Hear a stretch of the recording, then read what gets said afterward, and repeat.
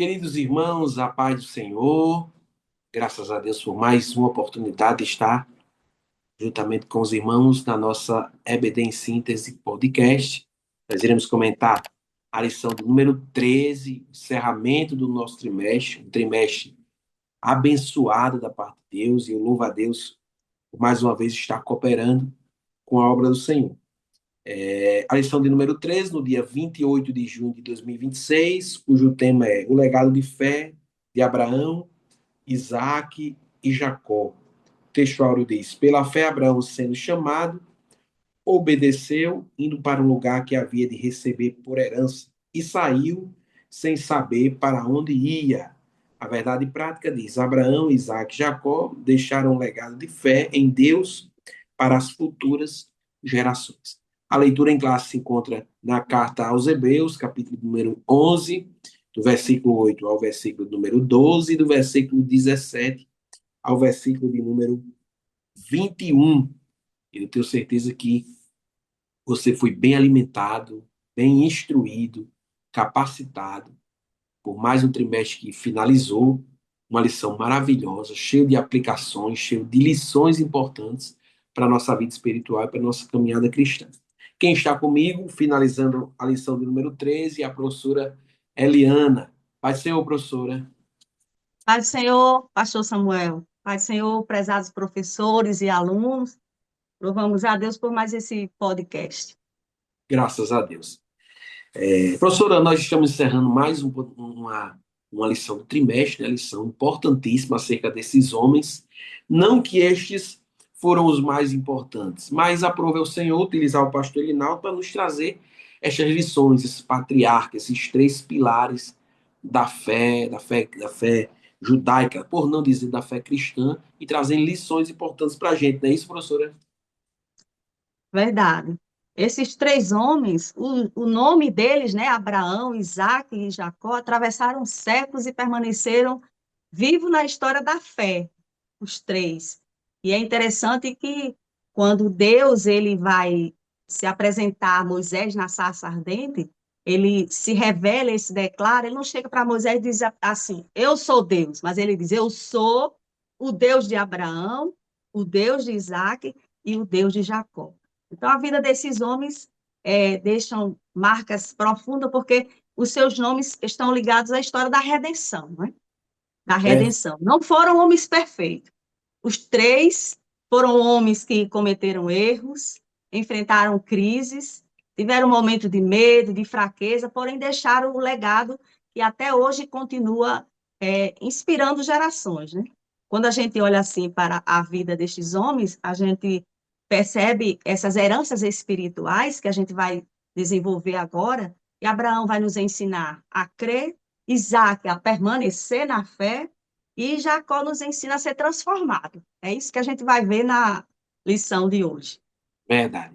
Eu quero avisar os irmãos em termos de feedback que essa lição, essa aula, né, é para lhe dar subsídio, é para lhe dar construção, é para lhe dar fundamentos para que você possa ter uma aula abençoada no domingo. Aqui você tira a sua dúvida, ganha argumentos e principalmente compartilha juntamente com a classe que você, classe de adulto, classe de casal, classe de homens, classe de mulheres, compartilha a misericórdia de Deus para quando chegar domingo você tenha assim uma aula abençoada da parte do Senhor. A gente tem recebido vários feedbacks, feedbacks são importantes para que haja crescimento da parte de Deus, para que haja o nome do Senhor seja glorificado. Eu fico feliz por todos os feedbacks que a nossa EBD em Síntese Podcast tem nos passado. Vamos para o primeiro tópico que diz assim, o legado de Abraão, não é isso, professora?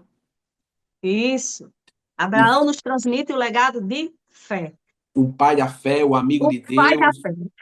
Quando a gente fala o nome Abraão, a primeira palavra que vem na nossa mente é fé.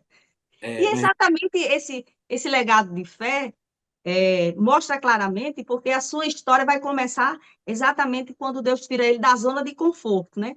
Saia da sua terra. Saia da sua terra para uma terra que eu vou lhe mostrar. Saia da sua terra, da sua parentela. Agora você imagine a cena, pastor Samuel.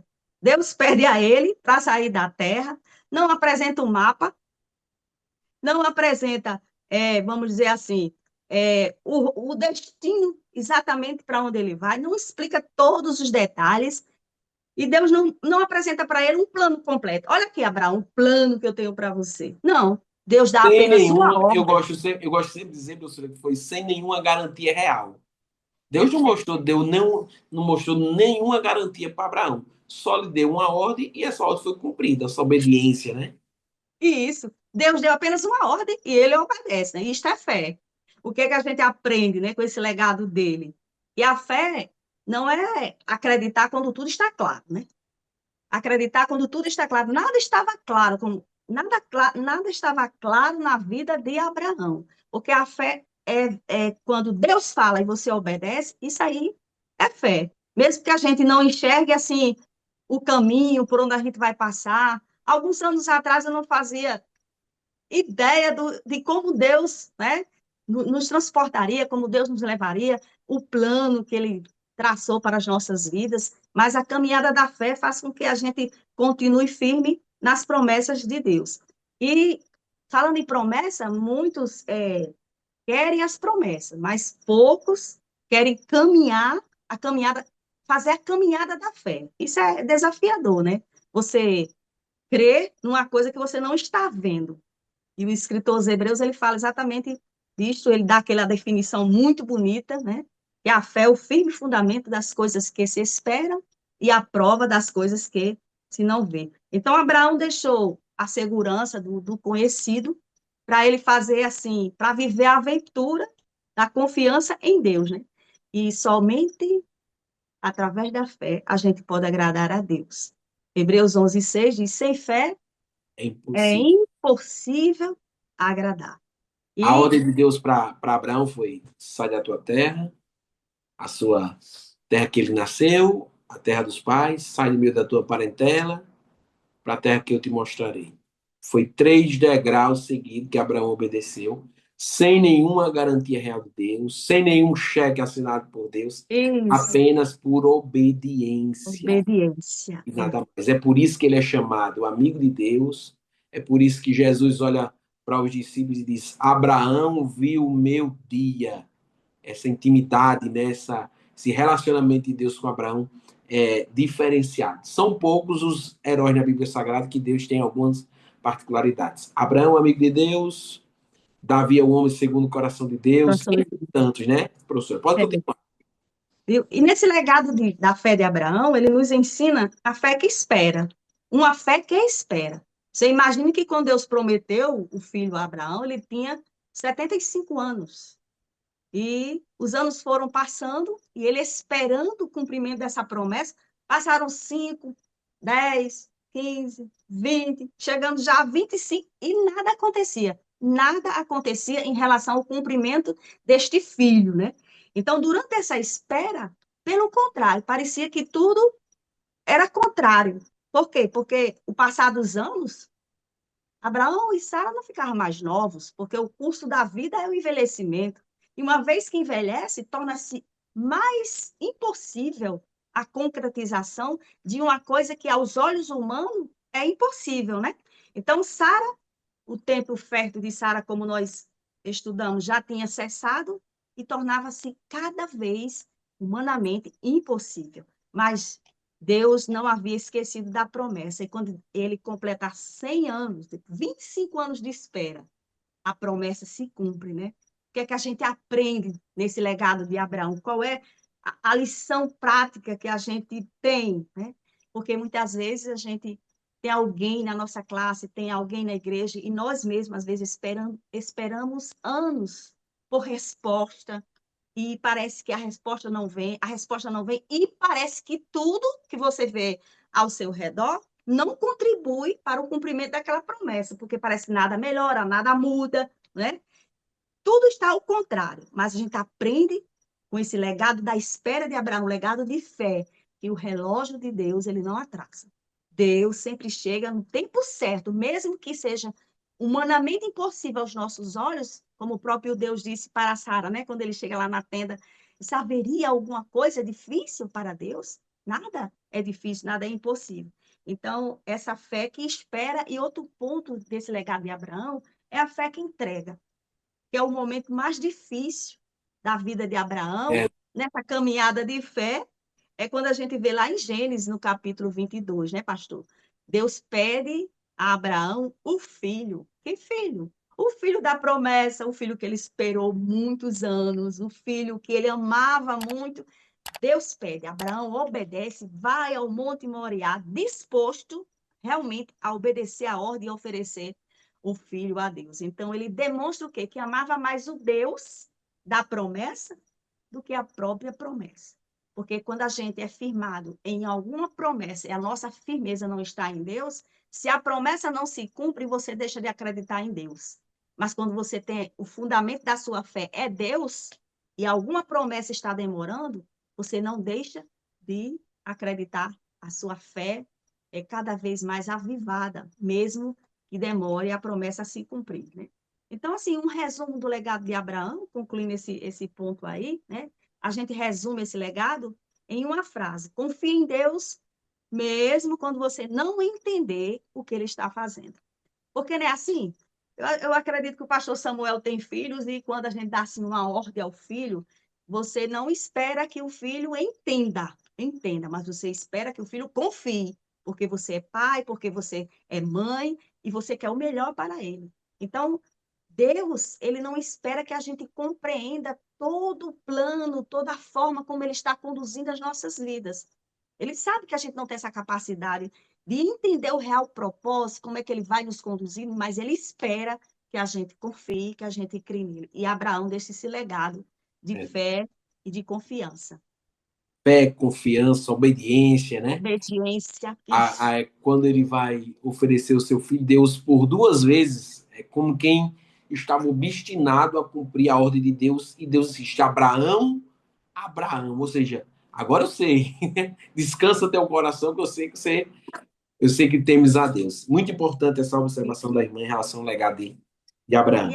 essa fé e essa obediência, né, de Abraão, tem o versículo Gálatas 3:7. Sabei, pois, que os que são da fé são filhos de Abraão. E Isso, porquanto obedeceste a minha voz, Deus disse para Abraão: benditas serão todas as nações da terra. E essa fé de Abraão nos alcançou. A gente também é filho de Abraão pela fé, né, pastor? verdade, verdade. Professora, passando para o tópico 2, que diz agora o legado de Isaac. Isaac aprendeu com Abraão muitas coisas, não é isso, professora? Verdade.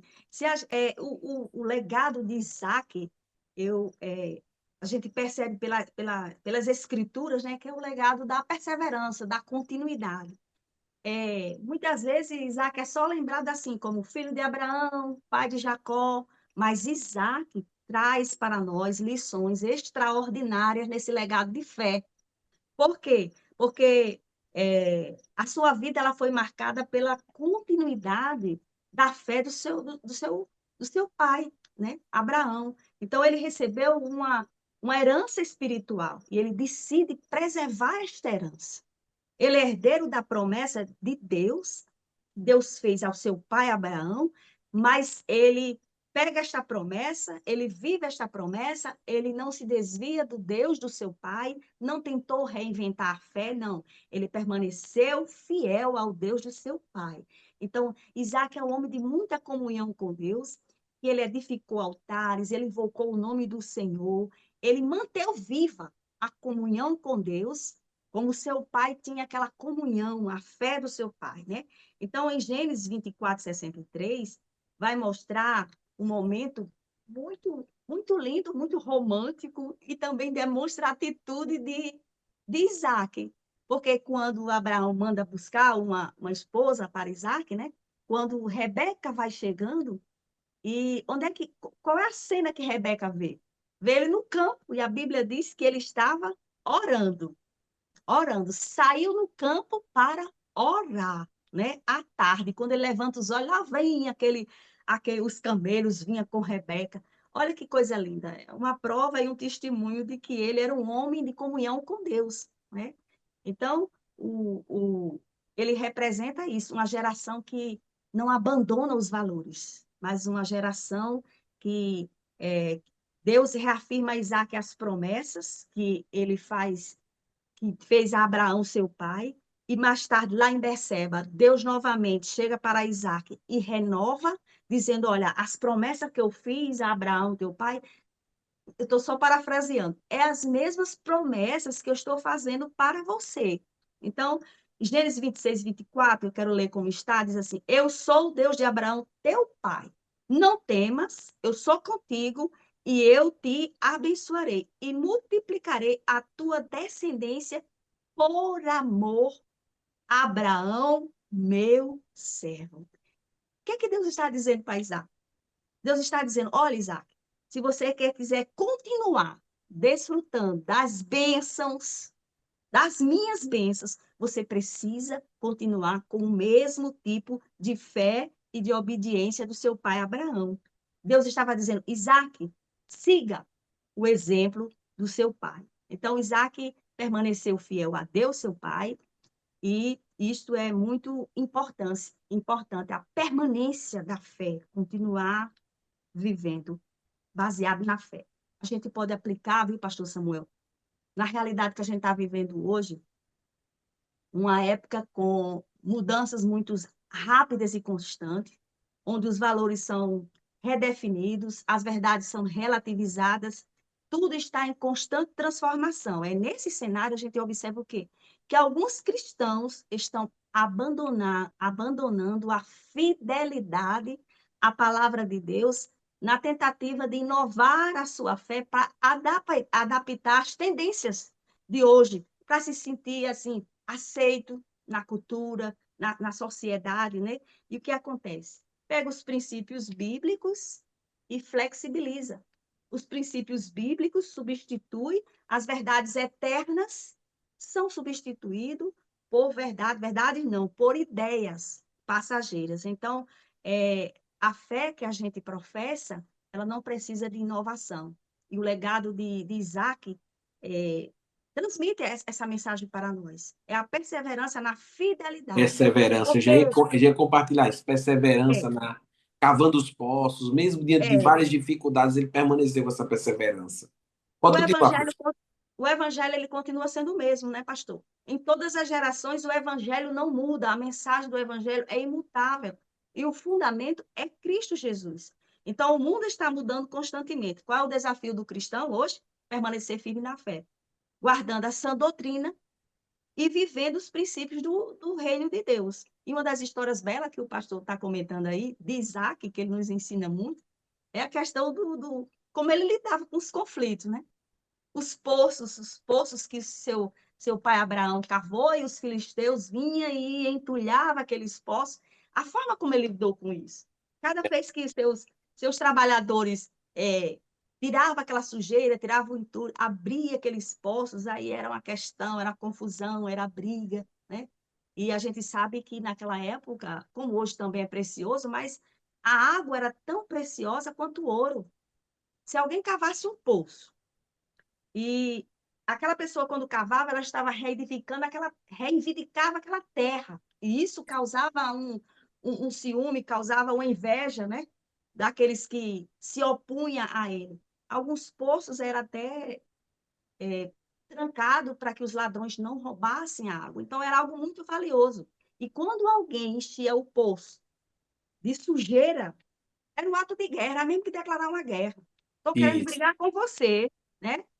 Além de ser considerado um dos crimes muito sérios quem entulhava poço de alguém, né? Então, o que é que Isaac faz? Isaac entra na guerra? Não, Isaac não entra em guerra. Ele simplesmente segue adiante, cavando outros poços, cavando até que Deus alarga, né? E ele cava um poço e a paz ali. Então, ele nos ensina que a paz vale mais do que a discussão, né? E a gente vive numa geração que é muito imediatista. Bateu, levou, disse um, eu digo 10, e por qualquer coisa faz guerra, né? Você vê brigas de trânsito, qualquer coisinha, as pessoas já estão se degladiando, se matando, né? E a gente vê um homem que nos ensina um legado assim de paz, a forma como ele transmitiu De isso. paz, de perseverança, de compreensão, Perseverança, de espera, esperar o espera, momento certo, né? Tudo isso Isaac nos isso, mostra muito aprendendo com seu pai, né? Diante de tudo que ele viu, presenciou, ele deixou também isso para nós. Mesmo diante de. Eu volto a citar o que a senhora disse: esses homens tiveram falhas, tiveram defeitos, como qualquer outro homem, mas eles têm uma. Deus deu para eles uma graça, um modelo para ser seguido. Eu fico muito feliz por essa lição, porque a gente consegue, por mais que sejam nomes tão conhecidos, histórias desde pequeno, mas a gente consegue visualizar coisas maiores ainda que esses homens foram capazes de deixar de lições, não é isso, professora? É, verdade. Então, o legado de Isaac, ele se resume assim: permaneça fiel e perseverante, mesmo diante das dificuldades. E o de Jacó, a graça de Deus sendo manifestada Eita, ao homem, né? é, Quando eu iniciei sobre a aula sobre Jacó, eu disse a Jacó é a demonstração do favor imerecido de Deus. Todas perfeito. as tuas trambicagens, mentiras, Isso, enganos, perfeito. mas Deus de alguma forma olhou para eles e disse: eu vou demonstrar minha graça. Mesmo no Velho Testamento, que ninguém compreendia que era graça, hoje a gente compreende, mas está aqui, no Velho É, Testamento, a demonstração da graça de Deus. Pode continuar, professor. verdade. Se Abraão nos inspira a fé, e Isaac nos inspira a perseverança, Jacó nos inspira pela transformação. A gente olha a maneira como ele foi transformado, isso é um legado que nos inspira, porque nós também temos falha e nós precisamos ser transformados a cada dia. Então, o nome dele, que significa suplantador, né? Ele já começou, ele não começou bem, já começou mal. É um homem que começa uma trajetória tentando conquistar bênção, espaço pela astúcia, pela astúcia. Comprou a primogenitura de Esaú, enganou o próprio pai e ainda usa a providência divina como fraude. Você imagine que, eu quero só ler assim, o versículo e fala sobre isso, sobre essa fraude, essa providência divina. Por quê? Porque quando ele prepara aquele guisado para levar para seu pai, para receber a bênção, né? Ele chega lá e o pai se admirou, porque em pouco tempo ele já conseguiu uma caça, achando que era Esaú, óbvio, né? Achando que era Esaú.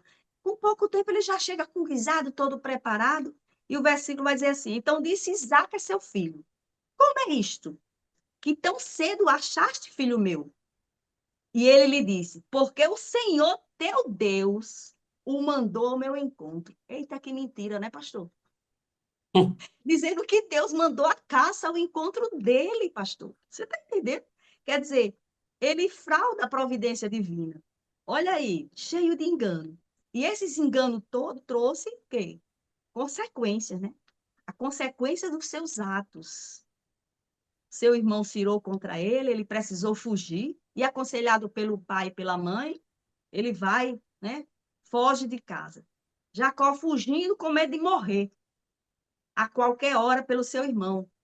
Quando ele sai de casa nessa condição, ele não tem perspectiva futura, tem uma longa jornada pela frente. Alguns comentaristas dizem que até chegar a Padã Arã é mais de 600 quilômetros, né, a pé, enfrentando os perigos, a jornada e a trajetória que ele ia enfrentar até chegar em Padã Arã. O avô dele fez, mas fez com caravanas, fez com um pequeno exército, mas agora ele estava sozinho, né? Então, isso aí é a consequência dos atos. O preço da fatura chega, e chegou Né? com solidão e terror, né? O preço do exílio. É tanto que quando ele vai de frente com o faraó pergunta: qual é a tua idade? Diz, meus anos são sofrimentos, né, dores. O processo de Jacó é muito doloroso. Quando eu É, dei aula sobre Jacó, a primeira vez que eu dei aula introduzindo sobre Jacó, Jacó nessa lição de Jacó e Esaú, ele mentiu, tem sete pecados graves ali de Jacó. Mentiu a identidade, mentiu para o pai, chamou o nome de Deus em vão, vão, né? Tantas coisas assim, um plano maquiavélico, né? Conflito, entre tantas coisas a gente consegue. Mas a demonstração da graça, dos encontros de Jacó com Deus, foi que foram transformando ele. Pode continuar, é professor. verdade. Após, quando ele sai da casa dos seus pais, né? Após 3 dias de caminhada, quando ele chega num lugar chamado Luz, é aí que acontece o início da transformação dele. Ali, a graça de Deus chega e se revela para ele. Ele achava que estava só, ele não tinha perspectiva do futuro. E, de repente, quando Deus dá aquele sonho, que ele viu aquela escada que tocava os céus e os anjos de Deus que subiam e desciam, ali era um encontro pessoal de Jacó com Deus. Aquela descida dos anjos subindo e descendo, ele viu que Deus estava ali, era misericórdia, a graça de Deus alcançando Jacó. Após aquele encontro, Jacó começa a sua transformação. Jacó é transformado, né? Deus renova as promessas para ele, as promessas que tinha feito a seu avô, as promessas que tinha feito ao seu pai. Aí Deus agora renova e ele começa a uma experiência nova com Deus. Quando ele acorda do sonho, ele vai dizer: na verdade, o Senhor está neste lugar e eu não sabia. E eu não sabia. Jacó Jacó ele descobre que não estava sozinho, ou seja, ele descobre a presença de Deus, que a presença de Deus seria com ele, né? E quando Deus age com a gente vê logo transformações. Aquela pedra que servia de travesseiro, agora ele faz uma coluna, derrama azeite, e ali é um memorial. E ele faz volta ao Senhor de pagar o dízimo, né? O Senhor disse que seria com ele em toda a caminhada, que eu o abençoaria.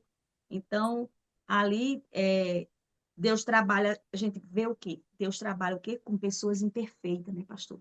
Pessoas imperfeitas. Isso é muito bom, isso é maravilhoso, porque serve de consolo, de conforto para nós, porque todos nós temos falha. E nós precisamos ser transformados em alguma área da nossa vida. Sempre tem algum processo, né? Jacó ele não foi escolhido por Deus para dar continuidade àquela promessa de Abraão, de Isaac, porque ele era perfeito. Ele foi escolhido porque Deus tinha propósito, né, na vida dele. E ele, o início de um grande processo na vida dele, a graça que alcançou ele justifica instantaneamente, mas a santificação é uma jornada dolorosa. Foi o que aconteceu com ele, né? O processo de transformação, o processo da santificação foi uma jornada dolorosa.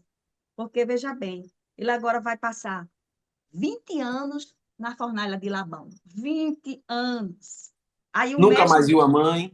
nunca mais viu a mãe, ficou longe de casa. O mestre do engano agora vai provar seu próprio veneno.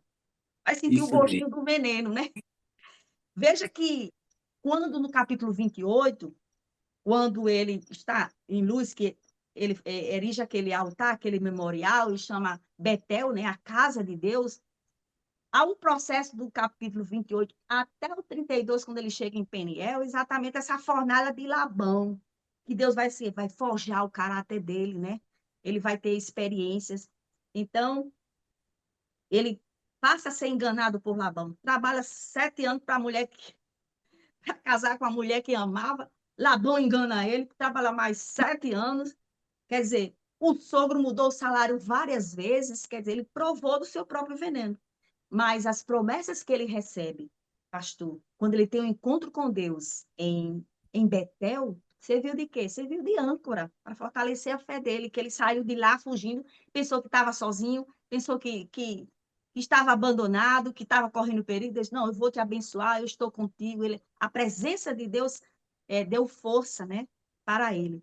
E em Peniel, é exatamente no capítulo 32, é quando ele depois que passa na fornalha de Labão, ele agora tem o encontro com Deus e luta com o anjo. Aí chega o momento de quê? Que o nome dele é mudado, né? Agora é transformado. O enganador torna-se patriarca. Patriarca. O Nesse fugitivo agora é um líder, né?